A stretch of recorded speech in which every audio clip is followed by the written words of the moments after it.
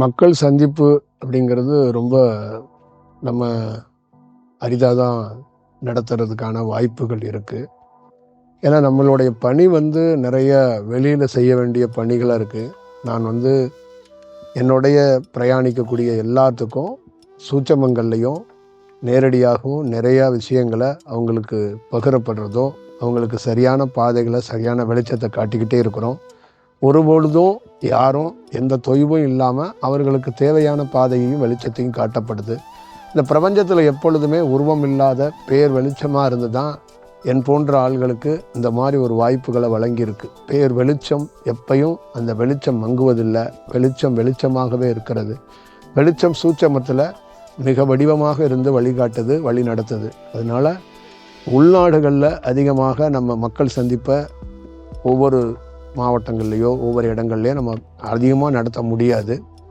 மக்கள் ரொம்ப தவிக்கிறாங்க. சில இடங்கள்ல இருக்கிறனால தான் மதுரையில் கூட நாளைக்கு மாணிக்கவாசகர் கோவிலில் சந்திப்பு கூட அது தவிர்க்க முடியாத ஒரு சூழலில் தான் மக்கள் சந்திப்பை நம்ம நடத்துகிறோம். நம்ம முன்னாடி மாதிரி மாதம் வாரம் மக்கள் சந்திப்பெல்லாம் நடத்துகிற மாதிரி ஒரு சூழல்கள் நமக்கு உகந்ததாக, நமக்கு அந்த மாதிரி ஒரு சூழல் இப்போக்கி இந்த மாதிரி இல்லை. நம்மளுடைய பிரயாணம், நம்மளுடைய பயணம் ரொம்ப பெரிதாக ரொம்ப விரிந்து கிடக்கு.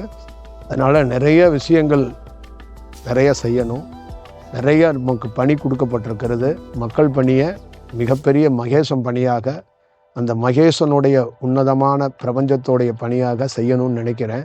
அது உங்களோட இணைஞ்சு செய்யணும்னு நினைக்கிறேன். மக்கள் பணியை மக்களோடு இணைஞ்சு செய்யணும்னு நினைக்கிறேன். நீங்களும் பிற நாடுகள் மக்களுக்கும் ஒரு பெரிய வடிவத்தைய உலகத்தில் இருக்கிற மொழி சார்ந்து கடந்து, மொழியை கடந்து எல்லா விஷயத்தையும் கடந்த மக்களுக்கு எல்லோரும் சேர்ந்து ஒரு பெரிய பணியாக நம்ம செய்யணும். அங்கே செய்ய போகிற பணிகள் எல்லாருக்கும் பொதுவாக, இந்த உலகத்துக்கே சமமாக, உலகமுக்கு இருக்கிற அனைத்து மக்களுக்கும் ஒரு நன்மை விளைவிக்கிற, நன்மை கொடுக்குற ஒரு வாய்ப்பாக இது இருக்கணும்னு நினைக்கிறேன்.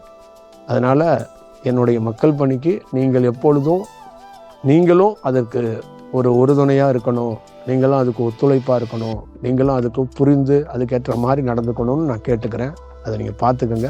அதனால் மாணிக்கவாசகர் கோயிலுக்கு அப்புறம் அடிக்கடி எல்லா ஊர்லேயும் சந்திப்பேன். அந்த மாதிரி விஷயத்தெல்லாம் நீங்கள் பெரிதாக எடுத்துக்கொள்ளாமல் சூட்சமங்கள்லையும் தேவைப்படும் போது உங்களை சந்திக்கிறேன். நல்ல விஷயமா இருக்கட்டும்.